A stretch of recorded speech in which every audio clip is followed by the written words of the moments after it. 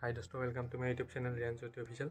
আৰু এই ভিডিঅ'টো আজি মই এইটো কাৰণে আপোনালোকৰ মাজত আপলোড কৰিলোঁ, আৰু যিহেতু আজি 23 জানুৱাৰী সৰস্বতী পূজা। সকলোৰে নিজৰ মনত চিন্তা আছে, সকলোৰে নিজৰ প্ৰগ্ৰেম থাকে, বা এইটো মই ক'ব লগা নাই, সেইটো বেলেগ কথা। তাক লৈ মই ভিডিঅ' বনোৱা নাই। আজিৰ ভিডিঅ'টো এইটো কাৰণে মই আপলোড কৰিছোঁ, সকলোকে 2026 বৰ্ষৰ সৰস্বতী পূজাৰ প্ৰথমটো পূজা, সৰস্বতী পূজাৰ ভগৱান শ্ৰীকৃষ্ণ সৰস্বতী পূজাৰ আন্তৰিক শুভেচ্ছা জ্ঞাপন কৰিলোঁ। আজিৰ ভিডিঅ'টো মই এইটো কাৰণে আপলোড কৰিলোঁ, বহু প্ৰশ্ন হৈ আছে জুবিন দাৰ লগত, জুবিন দাৰ ৰিলেটেড কুৱেশ্যন, বহু প্ৰশ্ন। এইবিলাক প্ৰশ্ন সংবাদ মাধ্যম, সামাজিক মাধ্যম, ছ'চিয়েল মিডিয়া সকলোতে হিলাই দিছে বুলি ক'ব লাগিব। আৰু সেই প্ৰশ্নখিনি মই আপোনালোকৰ মাজত আগবঢ়াই দিবলৈ মই চেষ্টা কৰিছোঁ, বাৰম্বাৰ অনুৰোধ কৰিছোঁ। যোৱা 2 দিনমান আগত আৰু এটা ইয়াক লৈ মই ভিডিঅ' বনাইছিলোঁ, সেইটো ভিডিঅ' আপোনালোকে হয়তো যদি চাইছে গম পাইছে। আজি এটা বেলেগ ৰিলেটেড কুৱেশ্যনৰ কাৰণে মই ভিডিঅ'টো বনাইছোঁ।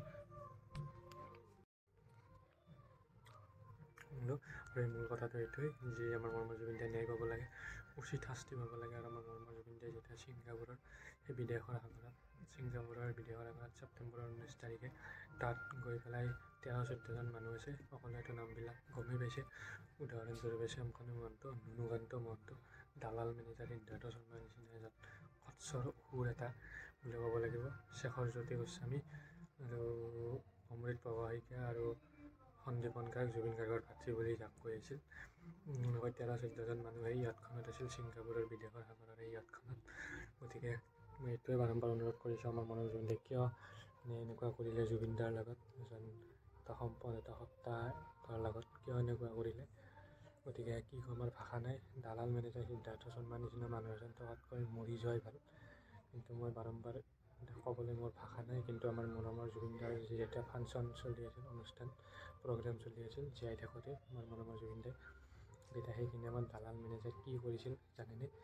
মানে কি ক'ম, আৰু জুবিন দাৰ অনুৰাগীবিলাকে জুবিন দাৰ লগত যেতিয়া ফটো উঠিবৰ কাৰণে চেষ্টা কৰে, চেল্ফি উঠিবৰ কাৰণে, দালাল মেনেজাৰ সিদ্ধাৰ্থ শৰ্মাই বহুত বাধা কৰে।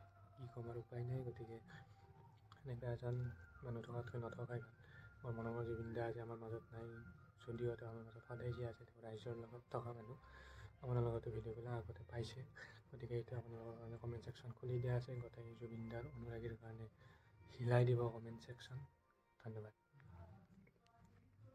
আৰু কি ক'ম, আৰু ভাষা নাই ক'বলৈ। গতিকে এইটোৱে বাৰম্বাৰ অনুৰোধ কৰিছোঁ, সকলোৱে 2026 বৰ্ষটো ভালদৰে পাৰক। আৰু আমাৰ মৰমৰ জুবিন দাই য'তে আছে, মই জুবিন দাৰ অনুৰাগী হিচাপে এইটোৱে কামনা কৰোঁ, ভালে কুশলে থাকক সকলোৱে। Thank U.